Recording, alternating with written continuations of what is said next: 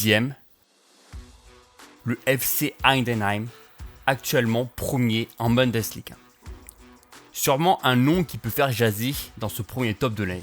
Et pourtant, le FC Heidenheim est déjà la belle histoire de ce début de saison. Eux qui ont dû passer par les barrages de l'Europa League Conférence avec brio, sont en train de dominer la Bundesliga en étant déjà premiers avec la meilleure attaque et la meilleure défense.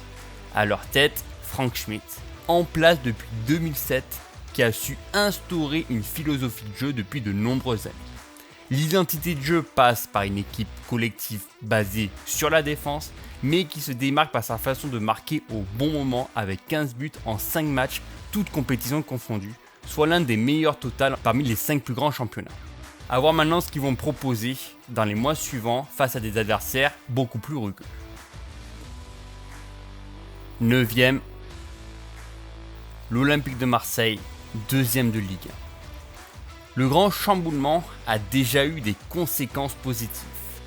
Les recrues se sont déjà mis au diapason, aussi bien Hochberg, Rulli ou encore Greenwood sont déjà au rendez-vous, alors que des joueurs plus anciens comme Amin Harit ou Luis Enrique ont parfaitement bien commencé leur début de saison en reprenant goût au football. La version OM de Roberto De Zerbi fonctionne très bien. Le jeu est cohérent et on sent une légère touche de technique qui leur a permis de prendre des points en championnat. Déjà 10 buts inscrits, soit l'une des attaques les plus prolifiques d'Europe. Tout n'est pas encore parfait, mais avec un calendrier aussi dégagé que celui de l'OM, on se doit d'attendre qu'ils aillent chercher le podium en fin de saison. 8e, le Real Madrid, 2e de Liga et déjà vainqueur de la Supercoupe d'Europe. En cette saison 2024-2025, on a le droit d'être exigeant avec le Real Madrid. On a le droit de toujours en attendre davantage. L'effectif XXL doit nous promettre du jeu à tous les étages. Mais pour le moment, le Real patauge. Un trio offensif peu inspiré, un milieu un peu en perdition avec le départ de Toni Kroos, mais heureusement une défense qui rassure un peu avec un Militao taille patron et un Carvajal toujours aussi endurant. Mais avec tous ces défauts, le Real Madrid reste quand même 2e de Liga, mais a su quand même remporter le premier titre majeur de leur saison avec la Supercoupe d'Europe face à l'Atalanta 2-0. On garde espoir de voir mieux dans les mois à venir, notamment avec les retours de blessures de certains cadres au milieu de terrain, parce que pour le moment, seul Federico Valverde semble être au-dessus du lot. 7e, la Juventus Turin, 2e de Serie A. Enfin, un rafraîchissement total du côté de la vieille dame. L'effectif construit par Thiago Motta est parfait. Lui qui a les pleins pouvoirs aussi bien sur le mercato que sur le jeu appliqué sur le terrain. Il dispose d'un mix de joueurs capables d'évoluer sur plusieurs postes à la fois et qui font circuler la balle librement. C'est un effectif encore beaucoup très jeune qui se différencie des autres dans sa qualité de jeu sans ballon. Dans la création, le jeune Yildiz ou encore Mangula sur les côtés sont très intéressants. Vlahovic retrouve une certaine efficacité devant le but et Bremer, le Brésilien, lui, adapte son jeu rugueux derrière. A voir maintenant si c'est la continuité face à des adversaires potentiels, mais les promesses sont déjà là. 6e, l'Inter Milan, premier de Serie A. Les champions d'Italien en titre ont pris leur temps en première journée avec un match nul accroché, mais ensuite ont su dérouler leur jeu de façon efficace. Avec un milieu quelque peu remanié comme Çalhanoğlu qui effectue ses débuts en tant que numéro 6, un Barella toujours aussi inspiré en poste de numéro 8, ou encore des pistons comme Di Marco qui amènent le jeu et le ballon vers l'avant, tout en ajoutant l'efficacité débordante d'un Marcus Thuram qui décide de planter cette saison où il est déjà le meilleur buteur. Il y a une véritable osmose dans le jeu où tout est parfaitement contrôlé pour amener le ballon vers le camp adverse. Leur match référence reste contre l'Atalanta lors de la 3e journée où ils inscrivent 4 buts en détruisant tout espoir possible. Il faudra une nouvelle fois compter sur eux pour être les ultra favoris en Serie A. 5e, Arsenal, 4e de Première Ligue. Après avoir été si proche du but en Première Ligue, Arsenal revient avec les mêmes intentions de jeu. ça conserve la balle, ça utilise le jeu sur les côtés, ça utilise l'ensemble de la superficie du terrain et leur qualité de passe est toujours aussi efficace pour mettre à mal les défenses. Le ballon tourne et circule correctement. Arteta construit son équipe et a su doubler chaque poste lors du dernier mercato. Thomas Partey a même repris sa place au milieu de terrain pour apporter son volume. Declan Rice intercepte lui le jeu adverse et derrière, Saliba rassure. Enfin, Kai Havertz est toujours aussi précieux de la tête. Arsenal s'est usé son collectif pour impacter le jeu. La première victoire contre Wolverhampton était importante, mais celle au Villa Park était source de réassurance.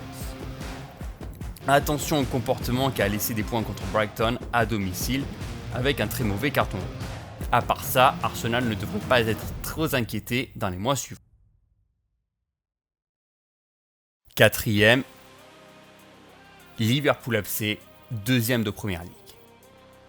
Clinique, voici la nouvelle mentalité des Reds de Arne Slot. Le départ de Klopp n'a finalement rien changé dans la façon de jouer de Liverpool. Ce jeu de verticalité est totalement retrouvé. On peut avoir aussi bien des contres assassins, de la qualité de passe au milieu de terrain, des pressings à répétition et surtout la recherche permanente du contrôle du match. Peut-être Liverpool avait besoin de ce changement de coach. On note d'abord une première victoire maîtrisée contre Ipswich Town, une domination à domicile contre Brentford, mais surtout un spectacle hors norme contre Manchester United, 3-0. Bilan, 3 matchs, 3 victoires et 0 but encaissé. Au centre, Dominique Szoboszlai est éblouissant technique, un pivot Gravenberch-McAllister qui fonctionne à merveille, Salah est un véritable tueur, Alexander-Arnold continue les passes précises, donc individuellement et collectivement, tout va bien pour eux. Seul bémol est sûrement l'absence de véritables recrues qui pourra avoir des conséquences sur la suite de la saison. Troisième, le FC Barcelone, premier de Liga. Chaque été, le Barça doit faire les comptes et les mercatos deviennent de plus en plus difficiles à négocier. Gundogan a dû partir pour enregistrer Dani Olmo. Mais la meilleure recrue se passe sûrement sur le banc avec l'autorité d'un Hansi Flick qui instaure une communication sans faute. Le ballon tourne proprement, on garde un jeu vertical, le milieu de terrain est excellent et donne vraiment une maîtrise totale sur l'ensemble du jeu et surtout l'équipe ne s'affole jamais. Tout est absolument maîtrisé. Devant, Lewandowski assure son rôle de buteur. Rafinha n'a absolument rien à envier aux autres ailiers de la ligue. Lamine Yamal fait du Lamine Yamal. Et enfin, au milieu de terrain, Pedri est absolument le maestro. Dani Olmo a déjà fait des débuts très intéressants. Et derrière, on continue avec le jeune Kovacic qui est toujours autant décisif aux côtés de Martinez. Leur victoire contre Valence, Bilbao, mais surtout l'incroyable victoire 7-0 contre Valladolid fait du bien et est actuellement la seule équipe à 12 points en Liga, soit 4 de plus sur le Real Madrid, deuxième. Deuxième, le Paris Saint-Germain, premier de Ligue 1. L'inquiétude pouvait exister avec le départ de Mbappé et sa moyenne de 30 buts par saison. Elle a finalement été rapidement effacée par cette volonté de cet effectif de toujours se porter vers l'avant et d'asséner des actions offensives successives. 6 buts contre Montpellier, 4 buts contre Le Havre, mais surtout 3 buts contre l'impressionnant Lille. Ce PSG fait mal offensivement et il y a surtout des joueurs tous concernés par les propos de Luis Enrique et une passion débordante pour faire les choses bien. Hakimi est de plus en plus libre sur son côté droit, Vitinha reste le patron du milieu de terrain, Joao Neves, la recrue, montre sa maîtrise de jeu, mais surtout un Barcola au sommet de son talent. A voir maintenant si l'accumulation des matchs va tenir tout au long de la saison, en tout cas, par rapport à ce qu'on a vu, c'est déjà très prometteur.